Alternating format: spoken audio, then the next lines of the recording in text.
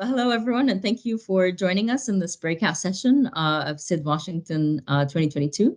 My name is Sahar Tabaja, and I am the Global Practice Lead for the Peace, Stability, and Transition practice at Chemonics International.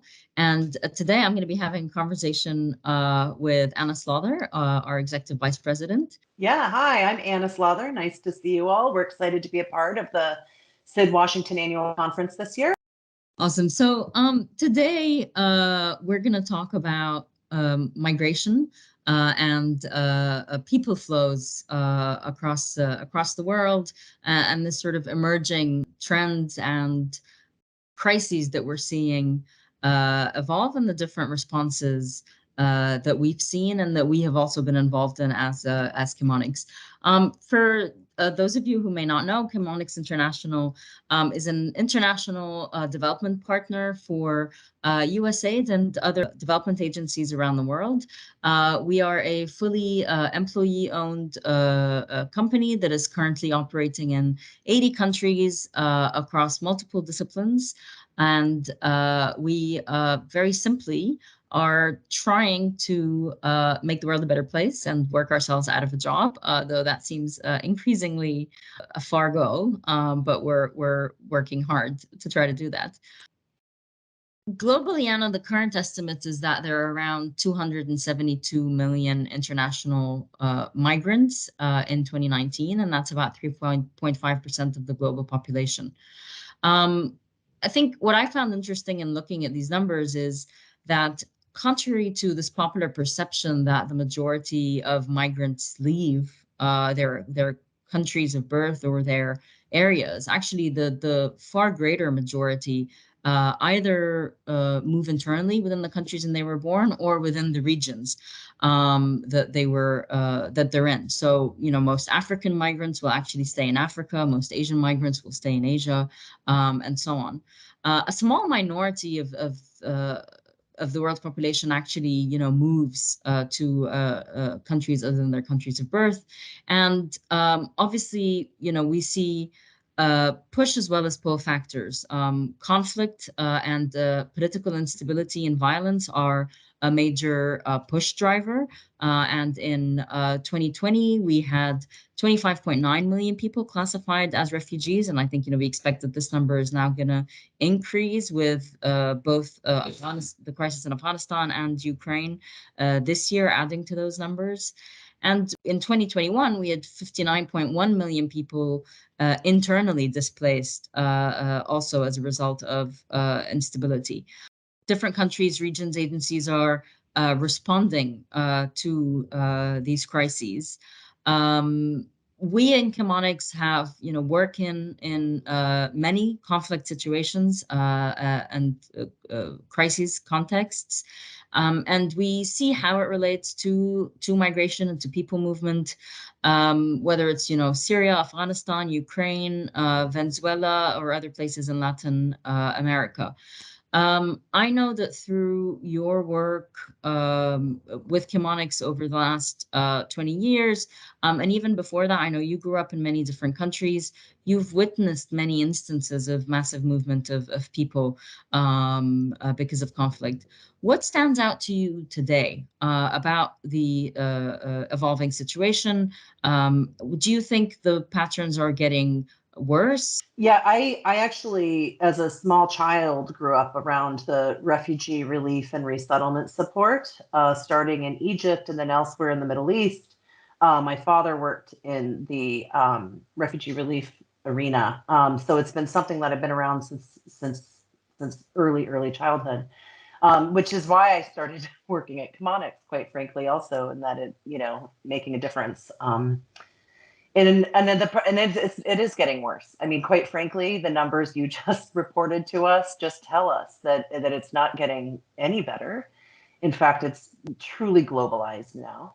Chemonics started working in Afghanistan in the 1970s on tough development challenges and complex environments.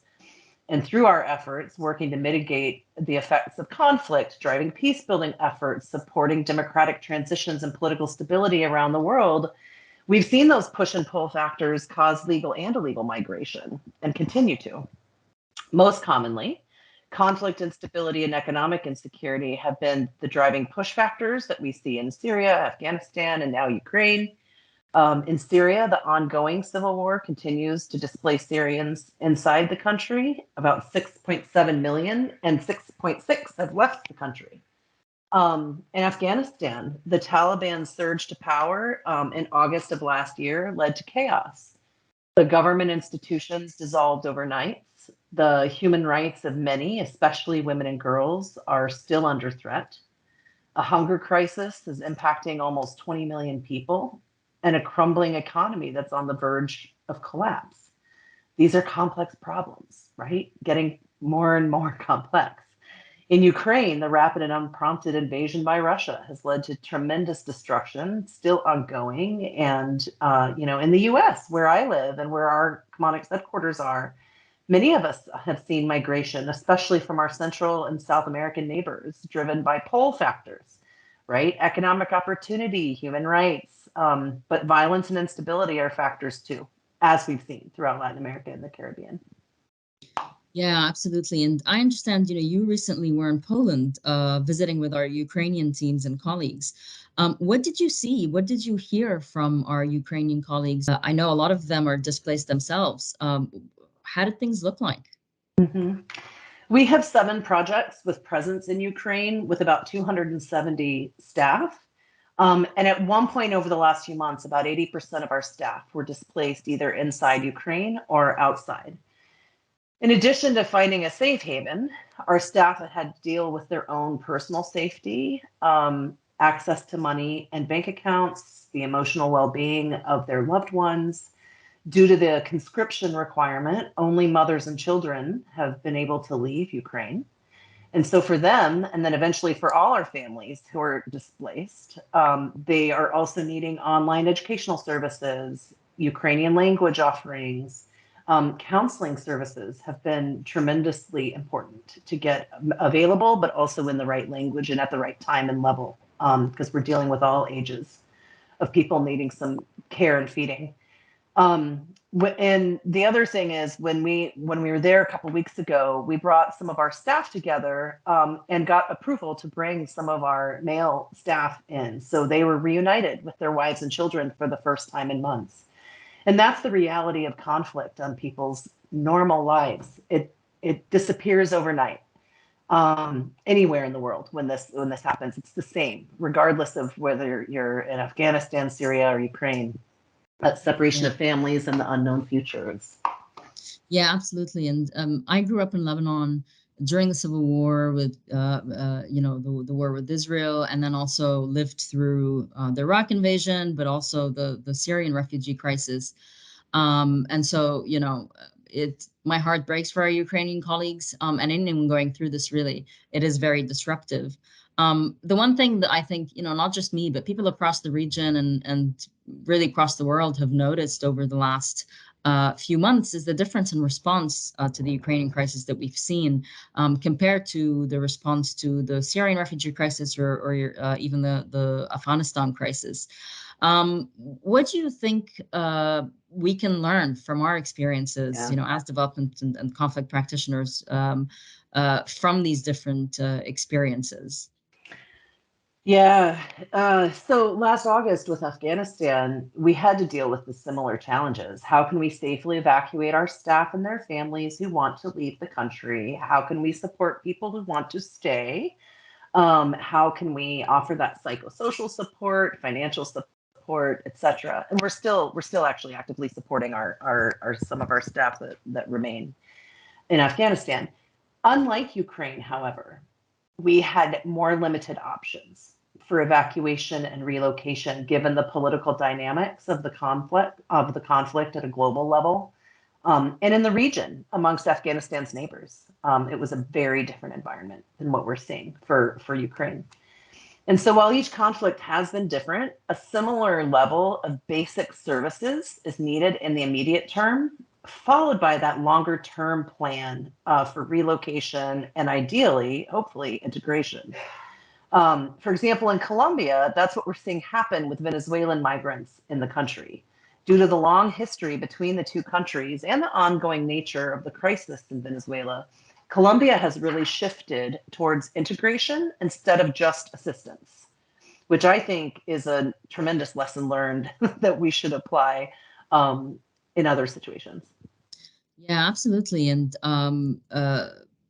just looking at, speaking of those sort of differing migration trends and how the actual trends don't really match the sort of media narratives that people hear. The countries that host the largest numbers of refugees in the world are actually developing countries. So whether it's Turkey or Lebanon for Syrians, I think there's like 3.7 million Syrian refugees in Turkey, or Pakistan, which is hosting 1.4 million refugees from Afghanistan. These are, the response is tied to so many complex factors in each of these different contexts and locations. And we're going to hear, I think, from our colleagues in Venezuela and Colombia, about the efforts that they're doing. But as an international community, if our goal is to try to lessen the burden, lessen the impact on humans, reduce irregular forced migration because of non-voluntary factors such as, conflict or political instability or even natural disaster. And this is something that we're going to see increasing, right? Especially with existential threats such as climate change, threatening even more displacement across the world.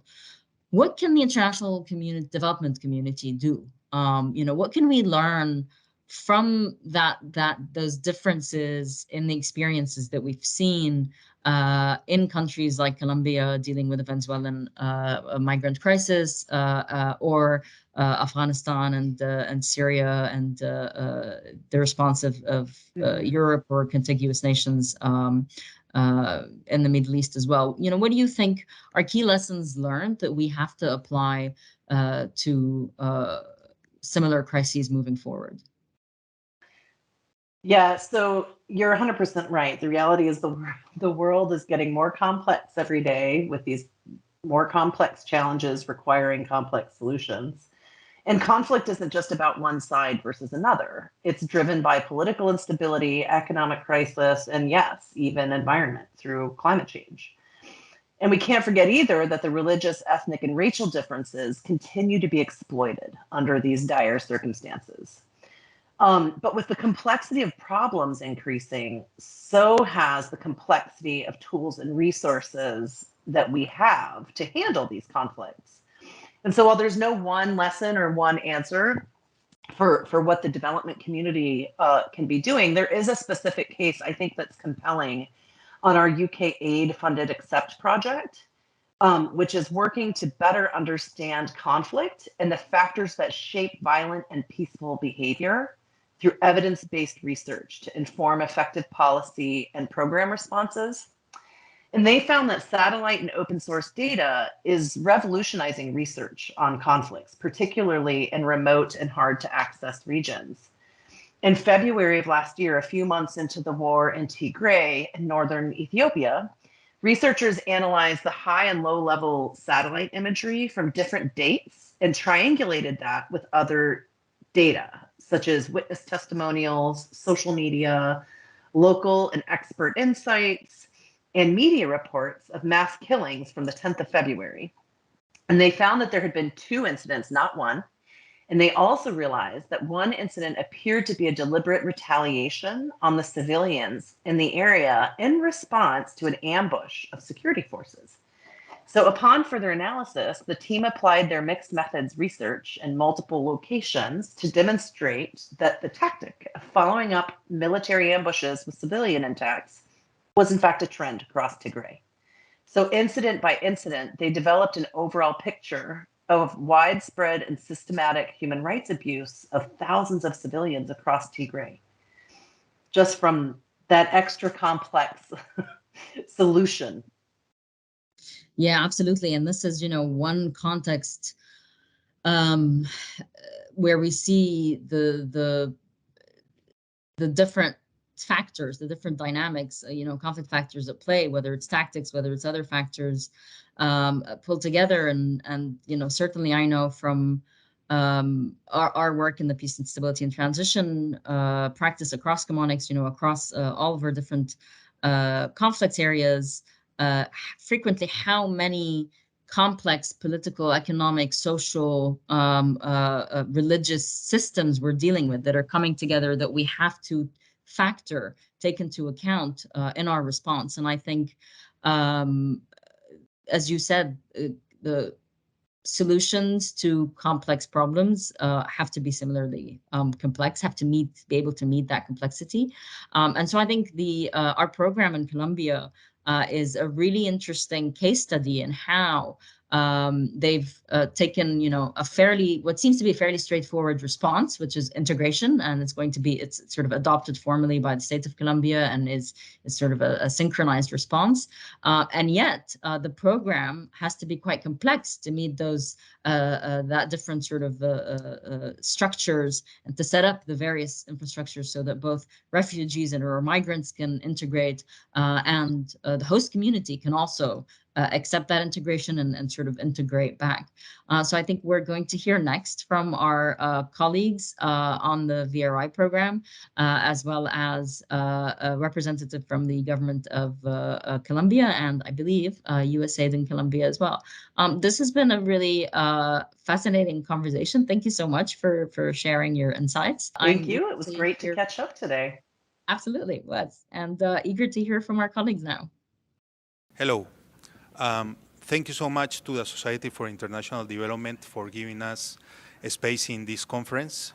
My name is Fernando Calado, Chief of Party of the Int'l activity, a USAID initiative to support migrants and returnees from Venezuela to integrate into Colombia. I will be talking with Lucas Gómez, Director of the Office of the Social and Economic Integration of Migrant Population of the Presidency of Colombia, and with Elisa Sogby, Director of the Venezuela Response and Integration Office at the USAID Colombia office. Lucas, I would like to start by thanking you for the efforts that Colombia is leading in integrating Venezuela population into Colombia. Over the last 5 years, 1.8 million Venezuelans arrived in Colombia. How does the government of Colombia has responded to this massive inflow of population? Thank you, Fernando. Thank you very much. It's a real pleasure to have the opportunity to share what we are doing in Colombia. I think that when we talk about the migration flux in Colombia, we start to think in something like a shock, migratory shock. You say that 1.8 million of Venezuelan migrants comes to Colombia, and that's just the Venezuelan migrants, because also we have the Colombian returnees, that it's a very important mixed flows of migrants in Colombia. The most important here is that this first approach, it was a humanitarian approach to face this shock, migratory shock in Colombia. But the most important is that we have this policy of brotherhood, this policy of fraternity, that is the most important here, because Colombia and Venezuela are two brother nations, and that's very important, because when we talk about Colombia and Venezuela, we talk about a common history that we have together.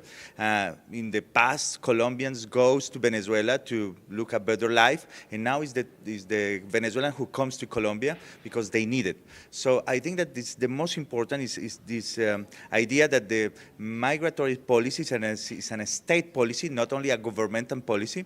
And in the past 5 years, we receive this migratory flux with this idea that Colombia has to integrate them, has to first assist them in the border areas. Now in all the country we have Venezuelans, but the most important here is that we are sending a message that they are welcome to our country. I think that is the most important in the past years, and now for the future, we are also working on that. Thank you so much, Lucas. As you rightly put it, Colombia has become an example of generosity and willingness to protect and integrate migrants. We are today here in Bucaramanga, a middle-sized city in Colombia, inaugurating the first Intégrate Center. How does the Intégrate strategy contribute towards the goal of integrating migrants in Colombia? Thank you for this question, Fernando, because I am very, very happy today. We are going to launch the first Intégrate in Colombia. I think it's going to be the most important strategy to integrate Colombian returnees. host communities, but the most important, Venezuelan migrants. The idea is that we just change our policy paradigm. At the first, as I said before, we assist humanitarian assistance for the migrants was the most important paradigm of policy that we have in Colombia. But the people comes to Colombia, they want to remain here. I think that institutionally we understand that the Venezuelan migrants are going to remain in our country, that the Venezuelan migrants wants to build a new life here, and I call that something maybe something that is very funny, but I call that the Colombian Dream. Like the American dream, when the people goes to US with $20 in their pocket, the Venezuelans comes to Colombia with 50,000 pesos in their pocket, and they start a new life. And with the integrated strategy that we want to provide for these migrants all the services to development issues, all the services that they need to integrate them in our community, in our state programs, in our social programs. But the most important here is that we are sending a message that this integrity that we launched today is not only for Venezuelan migrants, it's also for host communities, because we want to integrate everyone. When you are a migrant, you are not the only one who has to integrate with the host community. When you are a migrant and we want to move in the direction of social and economic integration, also the host community, the host society has to integrate with the migrants. So our strategy is focused on that. It's focused on this idea that the Venezuelans comes to Colombia with the idea that they want a better future for them and their families.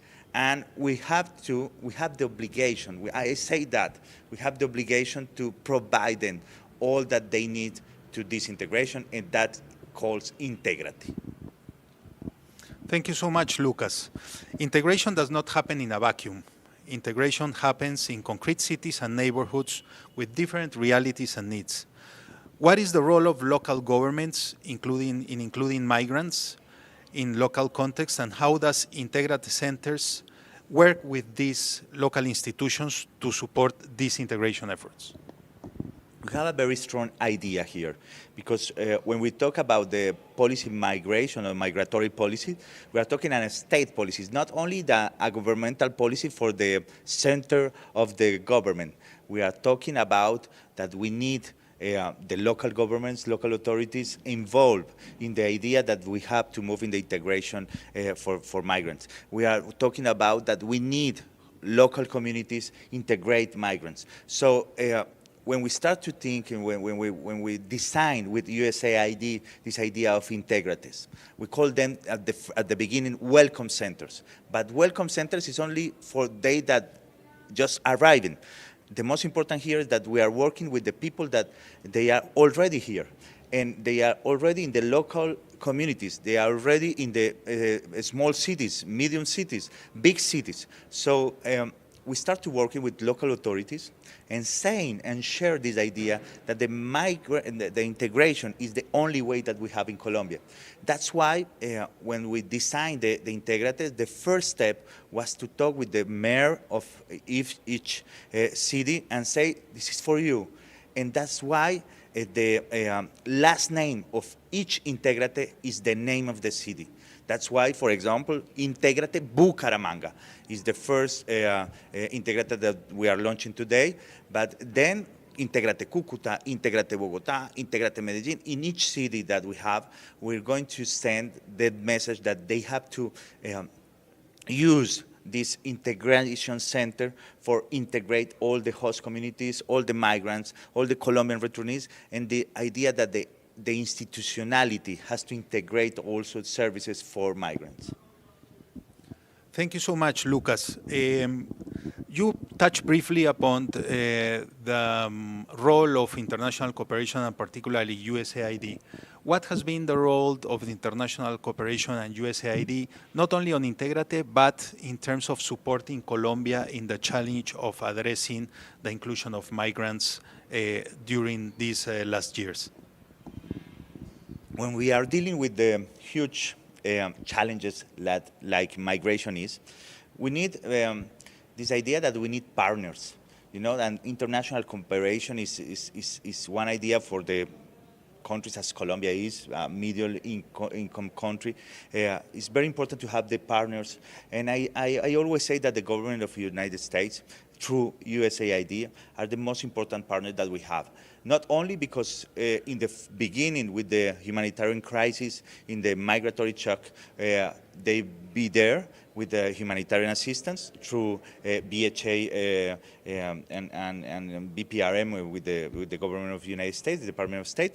But the most important here is that this partnership with USAID start to send a message for us, and I think that very important for the Colombian government, that for dealing with the migration, we need to move in the direction that we have to improve all the capacities and all the ideas that development is the most important here. So with USAID, we design the integrates, but we also work in a lot of programs related with education, related with economic reactivation, related with health system and health cares. And I think that it's very important to focus on this idea that all the partners that we have, and all this idea that the Colombian has the responsibility, but we have also a kosher responsibility in the cases of we have migratory shocks or migratory flux like we have here. The idea here in this moment is that in Colombia we have success with the integration of migrants. There are going to be less migrants that has to move to U.S. to find a new future and a better future. But I think, Fernando, that maybe Elisa can provide you a better answer of that, because I think USAID has, as Colombia is, a very good idea of the future of migrants and of the future of integration here. Thank you. And lastly, we have been talking about Integrate and the center being open today. What are the services that migrants, receptor communities, and also returnees from Venezuela can find in this space? Here is very important because we are sending the message that we have a center for development issues. It's a center for integration issues. So we're going to provide first an assistant, personal assistant for each migrant who comes here to sometimes to planning their lives, you know, to have what you want to do, what you have to do to be integrated here. So we start with a health, not care, but health system services. We are going to also provide services of education for children, and the way to get in the institutional education programs. But the most important here is that we want a migration productive in our country. So we are going to provide also a road for employment, a road for entrepreneurship, and give them the tools to move in the integration, to move in the productivity, and the most important here, to move in the contact with the host communities, with the local authorities, and to have all the opportunities to be integrated in our cities, in our country. Thank you so much, Lucas. This has been very informative, and we will continue, as you say, talking with Elisa Sogby, Director of the Venezuela Response and Integration Office at USAID Colombia. Migrant integration is taking us all over the country. We were in Bucaramanga with Lucas Gómez, Director of the Office for Socio-Economic Integration of Migrants of the Government of Colombia, who shared the vision of the Colombian government regarding integration policies for Venezuelan migrants and Colombian returnees, and how integrated centers play a fundamental role in supporting migrants to live successfully in Colombia. Now I'm here in Bogota with Elisa Sogby, Director of the Venezuela Integration and Response Office of USAID Colombia, to talk about USAID's vision in supporting integrated centers. Hi, Elisa. Hi, Fernando. How are you? Very fine. Thank you for being here with us. Elisa, Lucas Gómez described the generous policy of regularization of migrants that Colombia has put in place as part of the response to the arrival of 1 million, now more, Venezuelans over the last 5 years. Can you please tell us about USAID's actions and future plans to support the government in addressing this inflow of migrants, refugees, and returnees from Venezuela? Sure, Fernando. Well, first, I think, as always, we'd really like to commend the Colombian government for its historic decision on granting the temporary protective status policy. It is important to note that we've been working as USAID for many years before TPS on looking at longer-term integration efforts and recognizing that those 1.8 Venezuelans, which we actually now know today are at least over 2.1 million that have pre-registered under TPS, may have come several years ago. Many have been here for several years already. And as of 2018, we're already saying that they were planning to stay, over 80%, regardless of what happens in Venezuela. So we've been working with the Colombian government even before they granted TPS on what we could do to facilitate longer term integration of this population. As they're staying in Colombia, they're obviously going to need to access services and have opportunities so that we could bring the potential of those migrants into Colombia.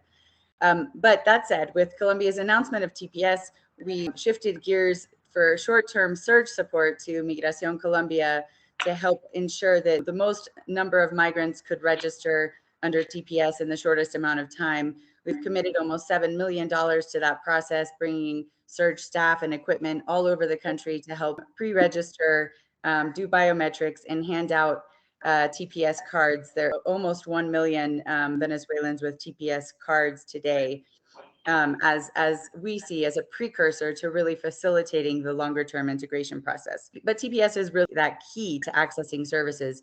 And so the larger part and the longer term efforts that we have as from USAID Colombia is focusing on making sure that TPS really does unlock access to services and opportunities and supporting that integration process. So we're focusing at the city level, with the national level, with migration policies, focusing on socio-economic integration, and then really doubling down in 9 cities that encompass a little over 50% of the migrant population, and looking at governance as a foundation, really supporting municipalities in expanding their services and integrating migrants as part of their planning and budgeting and service delivery processes, and then really looking at those key services that are important to making migrants contributors of society. So looking at health, education, human rights protection, and then of course, and importantly, economic integration, expanding economic opportunities so that migrants can pay for services themselves,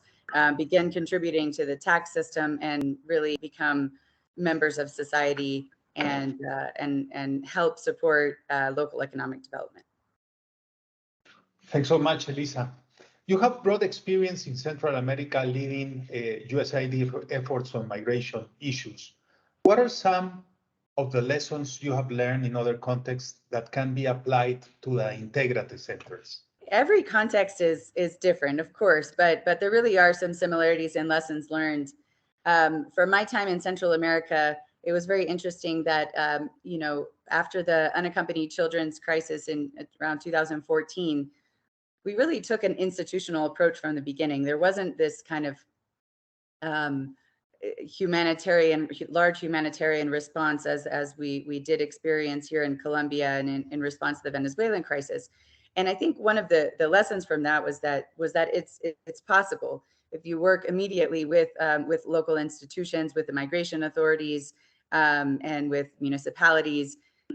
They can and will lead a response related to, in that case, reintegration of migrants, and in this case, integration of migrants.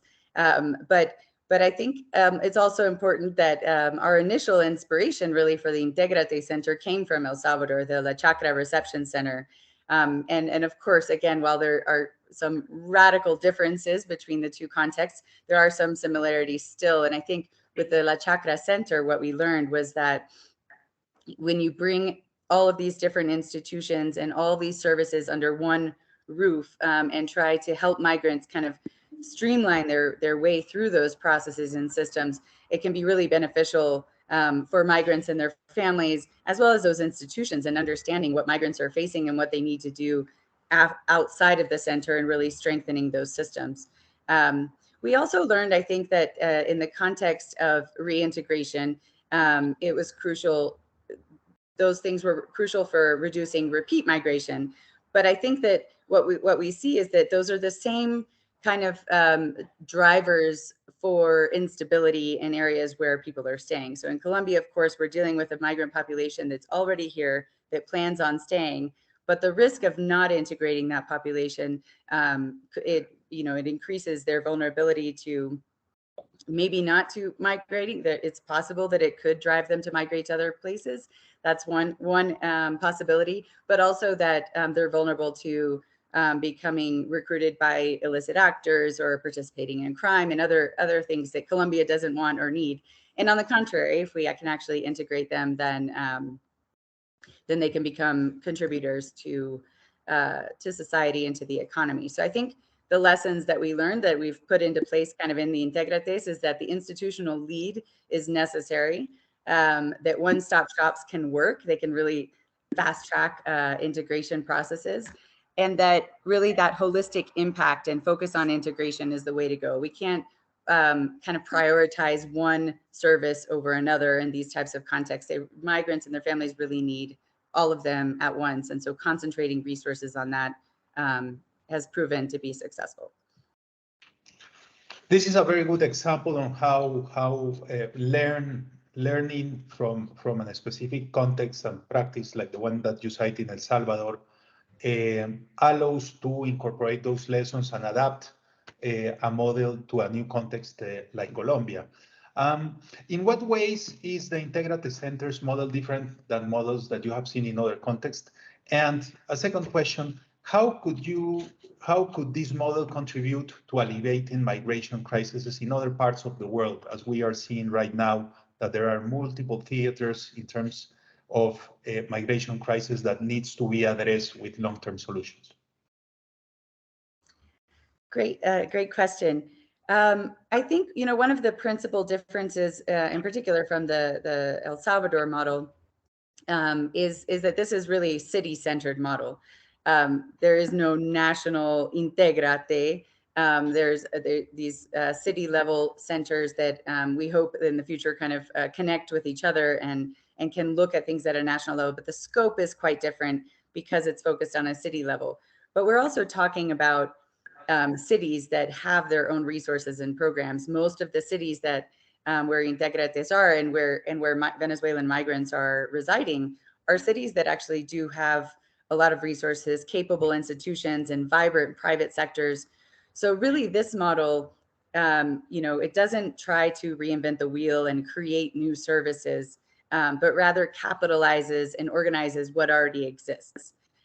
So I think in that sense, it's different than other models, but I think it's also going to be a factor for their success. There's definitely some startup costs for putting these in place, as we've seen over the past 6 months and year, and really a lot of work in trying to connect the different pieces that were just somehow disconnected, as Colombia and all of us at some point saw migrants as a separate population and a separate issue. What we're doing through this model is really integrating migration throughout the systems, and then taking advantage of those programs that already exist. So it should be cost effective over the long term because it should reduce the need for those parallel systems and services.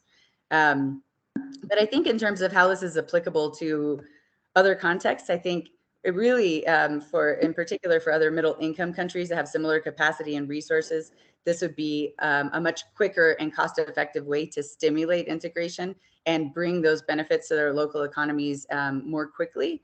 And I think just recognizing that, even this Integrate model, we've designed it really thinking about some of the barriers that migrants face. But the idea is that every new person coming to a city needs to integrate into the city and will need information and resources. And so I think this model is not only applicable to migration crises, but really looking at cities that want to spur local economic development with any newcomer coming to the city and taking advantage of new migrants that bring new talent and interests and backgrounds into their cities. No, absolutely, absolutely. And more, as you rightly said, the need to exchange knowledge between countries that have similar challenges and similar socioeconomic situations are fundamental in terms of ensuring that the wheel is not reinvented, but rather there is a growing body of learning in terms of how to better integrate migrants.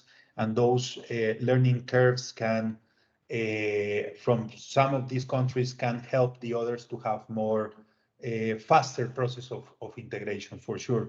Elisa, Lucas spoke of the need to take the next step from supporting only humanitarian actions and move to a more long-term vision in terms of social inclusion. Building on opportunities created by this regularization process, as you say, the key to be able to incorporate migrant population as citizens of Colombia. To make this integration work, an interinstitutional approach is necessary to achieve this. What role can USAID and the Integrate centers play in this process? It's really great to hear, again, as always, Lucas Gómez speaking in the same tune as we are, and I think it just demonstrates how really in line we've been with the government over the past several years in looking at that, as I mentioned before, kind of the movement towards longer term integration efforts. I think while humanitarian assistance is still needed in many areas, and trying to fill these gaps, in particular as we work to demonstrate that TPS does unlock access to services and economic opportunities, and migrants really do integrate seamlessly into society. We'll have to continue to work on that front at USAID, but as we move along with our development assistance and seeing Int'l centers as the center of our strategy, really in those 9 cities where we're working, I think, number one, Int'l are intersectional. As I mentioned previously, those centers include service providers from all the different sectors that migrants and their families need. We really didn't want to try to prioritize, is it health or education or jobs that matter more to migrants, but really understanding that those are all critical areas that migrant families need, and they're interdependent. We understand that in having a family-centered approach and not just individuals, a lot of the assistance programs naturally kind of lead to, if you have a kind of an economic opportunities program and you're working with adults and helping them get jobs, but who's making sure that their children have access to school so that they can actually go to work, that all of them have access to healthcare so that they can be healthy and productive in school and in their jobs. And so that's really, part of this Int'l model, which includes a case management approach, so that we ensure that that families kind of move along in this process and don't just get dropped off or left behind. So I think that, in collaboration with the national government and also with city governments, as they increasingly kind of buy in and put their own resources into this, is going to help us really move the needle on getting a larger number of migrants and their families really integrated into society in a holistic way, and not just kind of addressing 1 or 2 needs across different families and not having kind of the ability to maximize our impact. We see the Integrates as the way to do that. One thing I didn't mention earlier about the model in El Salvador as well was that having these centers and having some sort of data management system, which we'll also have in the Integrates, we're also able to track that progress over time, which has been a big challenge here in Colombia previously. So we also hope within the first year of implementation of the Integrates, we're also going to have a better idea of where those gaps are, and also be able to measure the success in terms of migrant integration. Thanks, Elisa. You talk about something that is crucial, which is data, in order to make sure that the right decisions are made, not only in policy, but also in terms of case management in supporting migrant integration. And that relates, and it's a crucial pillar in terms of trying to ensure long-term sustainability of this effort. In the long term, how can other actors, particularly civil society and local governments, can help make this model of Intégrate sustainable?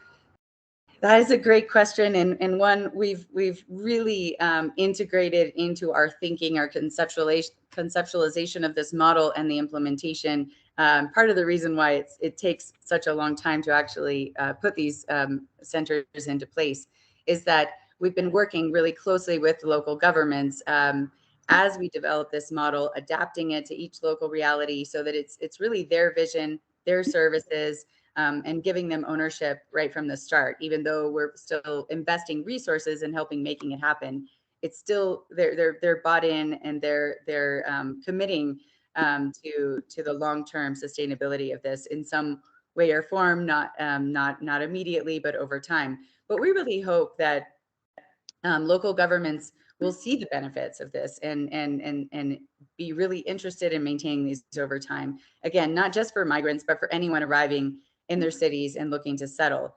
I think when you shift your mindset from looking at migrants or other newcomers as a burden to seeing them as an opportunity for your city, your cost analysis changes. So these kind of integration efforts, and especially these that are really streamlining those efforts in one place and kind of concentrating them, you see that as an investment for local economic development. And that's what our hope is with local governments. And we're seeing that, I think, already, and we'll have to monitor it over time. But again, looking at the data that we have and hoping that they see this as a cost-effective way of really catapulting all the resources that they have in the city. Civil society, of course, is crucial in this model as well. It's been really interesting to see in all of these cities, the NGOs, local NGOs or Venezuelan-led NGOs that have really also adapted over time in terms of the types of work that they're doing, from, really just delivering food assistance or providing kind of ad hoc support to supporting the registration process, to seeing how they can bring migrants into accessing government services. And that linkage between local governments and those NGOs is really critical, because they're the ones that will help kind of establish the connections, make sure that there's kind of a level of trust in the system, as well as to kind of monitor, identify if Intégrates are on track, what are the gaps, what are new needs, so that the Intégrate model can adapt over time and make sure that it's really serving the purposes of supporting migrant integration in the city and meeting the needs of the population.